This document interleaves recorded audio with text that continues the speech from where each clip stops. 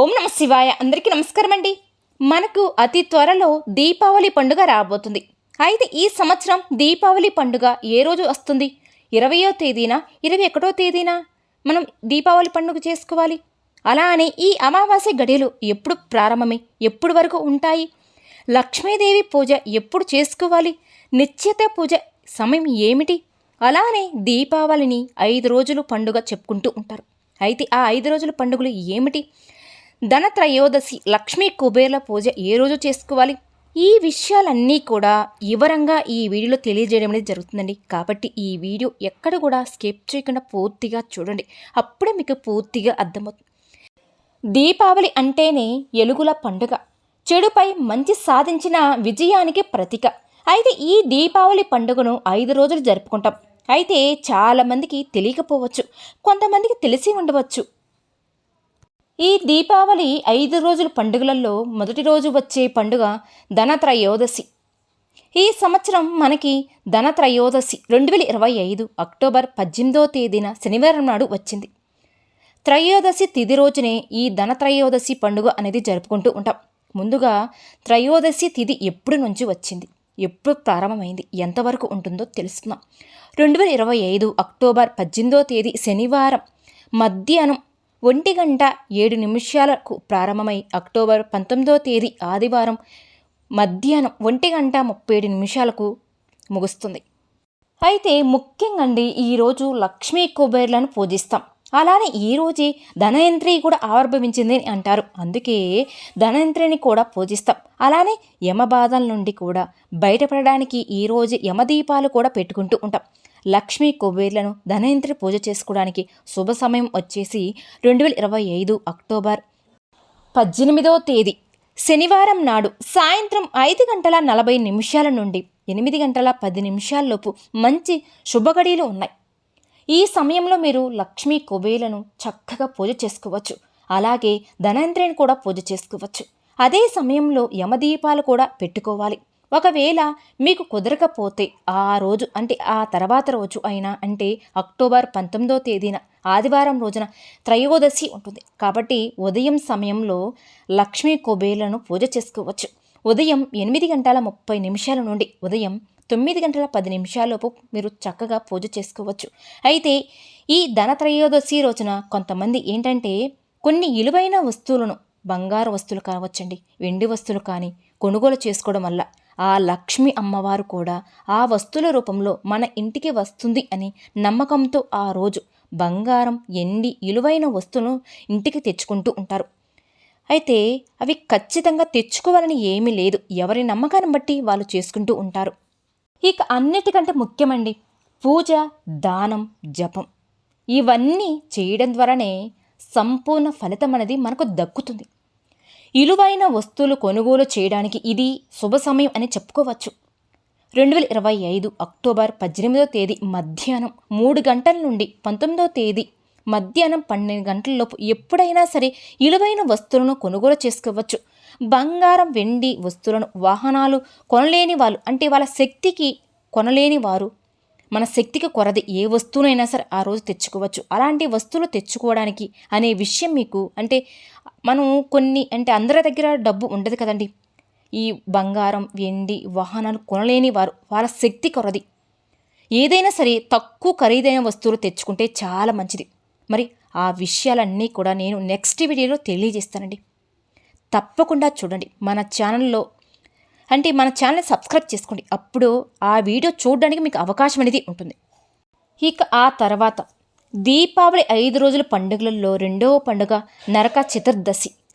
నరకాసుని వధించిన రోజునే నరక చతుర్దశి. నరకాసుడు చనిపోయిన కారణంగా ఈరోజు మనం నరపీడ వదిలింది అని తైల అభ్యంగ స్నానం చేస్తాం. అంటే తలకు వంటికి నువ్వుల నూనె అంటించి స్నానం అది చేయాలి. అంటే మనకు పట్టిన దారిద్రం, అష్టదరిద్రాలు వదిలించుకోవడానికి స్నానం అభ్యంగ స్నానం అని అంటారు. ఈ నరక చతుర్దశిని అంటే 2025 అక్టోబర్ 19వ తేదీ మధ్యాహ్నం 1:37 ప్రారంభమై అక్టోబర్ 20వ తేదీన మధ్యాహ్నం 1:30 ముగిస్తుంది. ఇక తైలం అభ్యంగ స్నానం ఎప్పుడు చేయాలి అంటే అక్టోబర్ 20వ తేదీన సోమవారం నాడు తెల్లవారుజామున 5 గంటల 16 నిమిషాల నుండి ఉదయం 7 గంటలలోపు ఈ తైలం అభ్యంగ స్నానం అనేది చేసుకోవచ్చు. ఇక ఆ తర్వాత వచ్చి మూడో పండుగ దీపావళి. నరకాసుడు చనిపోయిన కారణంగా ప్రజలంతా ఎంతో సంతోషంగా ఇంట్లో దీపాలు పెట్టుకొని చేసుకునే పండుగే దీపావళి పండుగ. ఈ దీపావళి పండుగ ప్రతి సంవత్సరం అశ్వయుజ బహుళ అమావాస్య రోజున జరుపుకుంటూ ఉంటాం. అయితే ఈ అమావాస్య ఎప్పుడు నుండి ఎప్పటి వరకు ఉంటుంది? 2025 అక్టోబర్ 20వ తేదీ మధ్యాహ్నం 1 గంట 37 నిమిషాలకు ప్రారంభమై అక్టోబర్ 21వ తేదీ సాయంత్రం 4 గంటల 30 నిమిషాలకు ముగుస్తుంది. అయితే ఏ రోజు అయితే అమావాస్య గడియలు ఉంటాయో ఆ రోజునే దీపావళికి లక్ష్మీ పూజ కూడా మనం చేసుకుంటూ ఉంటాం, ధనలక్ష్మి పూజ. దాని ప్రకారం చూసుకుంటే కనుక మనకి అక్టోబర్ 21వ తారీఖు సాయంత్రంతోనే అమావాస్య గడియలు ముగుస్తాయి. కాబట్టి దానికన్నా ముందు రోజండి అక్టోబర్ 20వ తేదీన సోమవారం సాయంత్రం అమావాస్య గడియలు ఉన్నాయి. కాబట్టి ఈ సంవత్సరం దీపావళి పండుగ 2025 అక్టోబర్ 20వ తేదీన సోమవారం రోజే జరుపుకోవాలి. అయితే మనకేంటంటే క్యాలెండర్లో 21వ తేదీ ఉన్నప్పటికీ కూడా మనం సాయంత్రం సమయంలో దీపావళి రోజున లక్ష్మీ పూజ చేసుకోవాలి. కాబట్టి మనకి 20వ తారీఖే దీపావళి పండుగ జరుపుకోవాలి. అయితే ఏంటంటే 2 పండుగలు ఒకే రోజు రాబోతున్నాయండి. నరక చతుర్దశి, దీపావళి, ఈ 2 పండుగలు ఒకే రోజు రాబోతున్నాయి. ఉదయం సమయంలో నరక చతుర్దశి, సాయంత్రం సమయంలో దీపావళి జరుపుకోవాలి. అయితే ఈరోజు ధనలక్ష్మి పూజ చేస్తామండి. ఈరోజు లక్ష్మీదేవి పూజ చేయడం శుభ సమయం. అక్టోబర్ 20వ తేదీన సోమవారం సాయంత్రం 6 గంటల 59 నిమిషాల నుండి 8 గంటల 32 నిమిషాలలోపు అమ్మవారికి చక్కగా మనం పూజ చేసుకోవచ్చు. ఒకవేళ ఆ సమయంలో కుదరదు అనుకునే వాళ్ళు పత్రోషకాల సమయం అండి, ఆ సమయంలో చేసుకుంటే చాలా మంచిది. ఆ సమయం వచ్చేసి సాయంత్రం 5 గంటల 43 నిమిషాలకు నుండి 8 గంటల 11 నిమిషాల వరకు చేసుకోవచ్చు. ఇక వృషభకాల సమయం, అమ్మవారికి ఆ సమయంలో పూజిస్తే కనుక అఖండ ఐశ్వర్యం సిద్ధిస్తుంది. ఇక అక్టోబర్ 20వ తేదీన దీపావళి పండుగను చేసుకోవాలి. అయితే రాత్రి 7 గంటల 14 నిమిషాల నుండి 9 గంటల 15 నిమిషాలలోపు లక్ష్మీ పూజ చేసుకోవచ్చు. ఆ సమయంలో ఎప్పుడైనా సరే లక్ష్మీదేవిని పూజ చేసుకోవచ్చు, నోములు చేసుకోవచ్చు. నోము నోచుకునే వాళ్ళు కూడా అంటే చేసుకోవాలి అనుకునే వాళ్ళు అక్టోబర్ 21వ తేదీన మంగళవారం నాడు ఉదయం పూటైనా చేసుకోవచ్చండి. 6 గంటల 41 నిమిషాల నుండి 8 గంటల 15 నిమిషాలలోపు మంచి శుభగడియలు ఉన్నాయండి. ఆ సమయంలో మీరు నోములు కానీ వ్రతాలు కానీ చేసుకుంటే చాలా మంచిది, చాలా అంటే మంచిగా శుభ ఫలితాలు అనేవి వస్తాయి. ఇక ఈ దీపావళి అమావాస్య రోజున అర్ధరాత్రి సమయంలోనండి, దీపావళి రోజున అర్ధరాత్రి సమయంలో అమ్మవారిని గనక పూజిస్తే సంపదలు పెరుగుతుంది అని, అష్ట ఐశ్వర్యాలు కలుగుతాయని, మంచి అభివృద్ధి చెందుతుంది అని, అష్ట ఐశ్వర్యాలతో ఉంటారని ఒక నమ్మకం ఉంటుంది. అందుకని అందరూ కూడా ఈరోజు అర్ధరాత్రి సమయంలో అమ్మవారిని పూజిస్తే సంపదలు అనేవి తరగకుండా ఉంటాయని ఒక నమ్మకం ఉంటుంది. కాబట్టి ఆ సమయంలో అమ్మవారిని ప్రతి ఒక్కరూ పూజిస్తే చాలా అంటే చాలా మంచిది. అర్ధరాత్రి పూజ సమయం నిశితకాలం అంటారు. ఈ సమయంలో అమ్మవారిని గనక పూజించాలి. నిశితకాలం లేదా అర్ధరాత్రి పూజా సమయం అర్ధరాత్రి 11 గంటల 28 నిమిషాల నుండి 12 గంటల 15 నిమిషాల వరకు అమ్మవారికి మనం భక్తి శ్రద్ధలతో పూజ చేసుకోవాలి. అలా చేసుకోవాలి అనుకునేవారు చక్కగా ఆ సమయంలో చేసుకోవచ్చండి. అమ్మవారి యొక్క అనుగ్రహం ఖచ్చితంగా మీపై, మీ కుటుంబంపై ఉంటుంది. ఇక ఆ తర్వాత వచ్చే పండుగ బలిపాడ్యమి.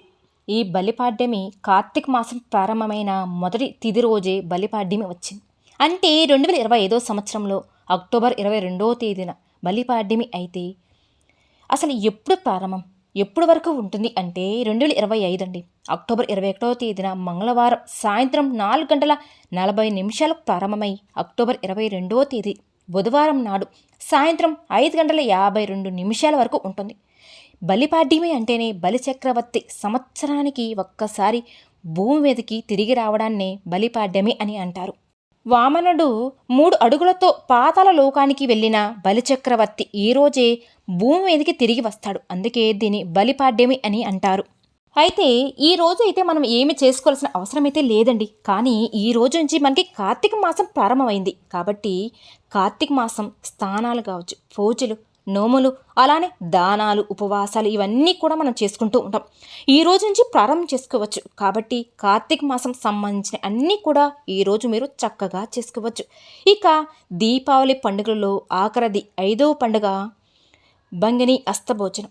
ఈ పండుగ కార్తీక మాసం 2వ రోజు వస్తుంది. విదియ తిథి రోజునే మనం జరుపుకుంటూ ఉంటాం. ఈ విదియ తిథియ అంటే ఈ తిథి 2025 అక్టోబర్ 22వ తేదీ బుధవారం సాయంత్రం 5:53 ప్రారంభమై అక్టోబర్ 23వ తేదీన గురువారం నాడు రాత్రి 7:59 వరకు ఉంటుంది. అంటే అక్టోబర్ 23వ తేదీన గురువారం నాడు బంగి అస్తభోజనం. బంగి అస్తభోజనం అంటే ఈరోజు అండి సోదరుడు తన సోదరి ఇంటికి వెళ్ళి ఆమె చేతులతో వండిన భోజనం స్వీకరిస్తాడు. దీనిని బంగి అస్తభోజనం అంటారు. అయితే ఎవరైతే ఈ రోజున తన సోదరీమణుల చేతి వంట, ఆమె చేసిన వంటను రుచి చూస్తారో వారికి అకాల మరణాలు, ఆపమృత్యువులు, దోషాలు అన్నీ కూడా తొలగిపోతాయి. తమ సోదరి ఎప్పుడు కూడా సుఖ సంతోషాలతో సౌభాగ్యాలుగా ఉంటుంది అని యముడు వరమిస్తాడు. అందుకని అందరూ కూడా మీ సోదరీమణుల చేత భోజనం తప్పకుండా, వాళ్ళు చేసిన భోజనాన్ని తప్పకుండా స్వీకరించండి. అయితే ఈ భోజనం అనేది ఈ సమయంలో చేస్తే చాలా అంటే చాలా మంచిదండి. ఈరోజు మధ్యాహ్నం సమయంలో చేయండి. ఆ సమయంలో చేస్తే చాలా మంచిదండి. ఒకవేళ ఆ సమయంలో కుదరని వాళ్ళు రాత్రి సమయంలో చేసినా చాలా మంచిది. చూశారు కదండి, ఈ వీడియోలో ఇన్ఫర్మేషన్ మీకు చాలా వరకు ఉపయోగపడుతుందని అనుకుంటున్నానండి. ఈ వీడియో కనుక మీకు నచ్చినట్లయితే ప్లీజ్ లైక్ చేయండి. అలానే ఇలాంటి మంచి మంచి వీడియోల కోసం మన ఛానల్ కూడా సబ్స్క్రైబ్ చేసుకుని వీడియో నచ్చితే లైక్ చేసి మాకు సపోర్ట్ చేయడం మాత్రం మర్చిపోవద్దు. ఓం శ్రీ మాత్రే నమః.